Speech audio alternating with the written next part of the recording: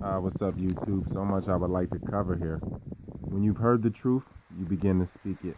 When you see the truth, you begin to become it. So we have to be our total self at all moments. And that just comes down to breath control. And once we're our total self, then we can realize and remember the negative and positive of all people, places, and things that we have encountered. So we have to realize, how we were being when we're with those people at those places and doing those things. We have to see the positive and negative of everything there.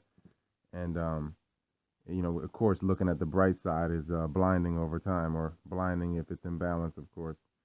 So it really just comes down to, heaven being the now and being holy or being complete. So, you have, at that point, once you're complete, you can realize that your breath is the only force in the universe, the you and I verse, or the universe. It is the only force that comes in different forms. Your breath is the only force.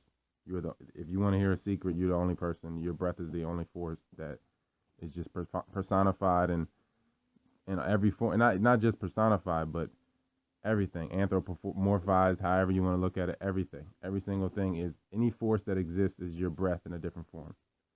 So anybody that is seeking a mate, or matrimony, whatever, a perfect mate for this society, and not for what people will call love and true love, I guess, again, it comes down to vulnerability and allowing sharing a vulnerable moment with someone, because with great vulnerability comes great potential for good or bad. So if you're sharing a moment of vulnerability with someone, that's something that is really ultimately freeing in a lot of ways. It's really, to not be able to be vulnerable ever is being imprisoned. So if you are able to have a vulnerable moment, like ushering in an ancestor, or what people call having a child, then you got to do it for reasons that aren't reasons that would benefit you in a society that is diseased and sick.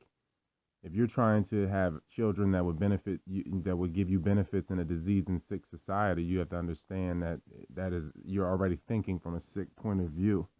And you got to realize that humans are music personified. So every instrument has a role, and there is no greater than or less than. You don't see those that you admire as lesser as you grow, and you really just realize your own greatness. So you realize your own greatness, and the people around you, they don't become less great. You can see the greatness within everything, and then there is everybody's special, but nobody's special, basically. Or you could look at it and say it reverse. So if anybody got butthurt about that. So, plenty will tear others down or feel up, but that's just the reality that they're projecting. So if it is good for you, it's good for all of us. So if you're thinking about a job or a dream job, dream and job don't coexist. Self-employment is inner employment, or listening to inner imploring, listening to self-guidance. So dreams are self-sufficient. Nightmares are dependency. So it really comes down to the right beginnings. The right beginnings prevent leftovers. The right beginnings prevent leftovers. You don't want to eat from yesterday. You want to move forward. So again, leftovers would be fragmentation and not completing, not being whole, not being finished, not finishing things, just not starting and finishing, not completing. So if you're creating leftovers, you're not going at something at full capacity, and the reason you're probably not going at full capacity is probably because it's something that you're not supposed to be doing. If as soon as you master a job, you begin to feel tired. Being tired is a disease. So people got to realize that being tired is a disease. So because once you master a job, you start to lose energy because it's not pushing your potential anymore. You stop learning, so you begin to start dying. It's a disease. It creates a disease. So yeah, there you have it, man. It really comes down to the right beginnings. So the right beginnings will be totally recharging and getting that proper sleep.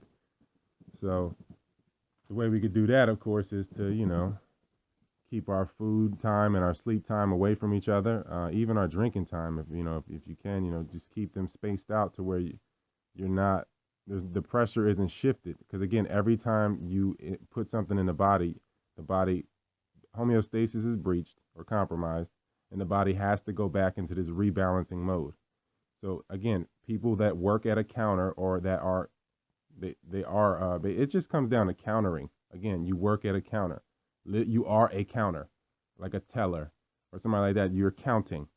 Everything you're doing is is to counter everything, to compensate. You're not balancing. So you chase and look instead of seeing and attracting.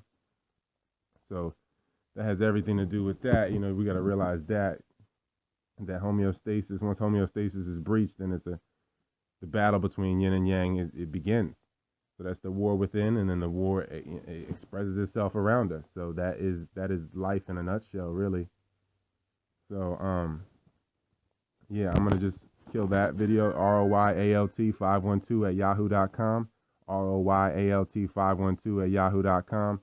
Or I could just keep going. Let's just see. Again, it's RBud on Amazon, RBud Vegan on Amazon for the 28 books online. Or yeah, you could email me, ROYALT512 at yahoo.com for the PDFs through PayPal. So, here we go.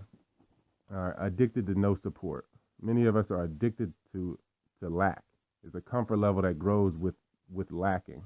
Because your ego continually survives, or what you call, ego, false self. It's surviving these situations of lack that you're creating, and you think that makes you stronger. So you neglect opportunities that are there to better your own behavior. So if you don't see your support system, then those who would have supported you won't see you either. Because everyone has a support system. Everyone nudged their way and willed their way into this existence, into this equilibrium of this existence. So there is a support system there. Everyone's at a different stage of the seesaw or the balance beam. But there is a support system there. And as you see it, the more you begin to see it, the more you can expand on it. But if you see adversity, then you only expand adversity. That's all you see. You only just see opposition instead of realizing that the war is always within. So again, if you don't see your support will never see you. So you always got to understand and see that you have what you need, and that all energy transfers, they have to return. So every inhale has to be exhaled. So you just have to realize that shallow breathing, since every breath is an investment, shallow breathing creates fragmented returns, and it doesn't create a whole, you don't get your whole lump sum at once. It's like a little payment plan. So instead of getting in pieces, get it to have peace. You want whole returns at once. So, because if you get it in pieces, then that creates, shallow breathing. It just perpetuates itself, which creates a disconnect with the depths of life because you're not getting to the bottom lungs. And then if you don't get to the depths of life, then you don't see what ties everything together. So then you don't see, your support system is really just an external projection. Again, relying, everyone that you rely on, that you externally project as your support system. So you have them there as a sense, so you can alleviate yourself of this sense of responsibility. But again, you willed yourself into this existence. So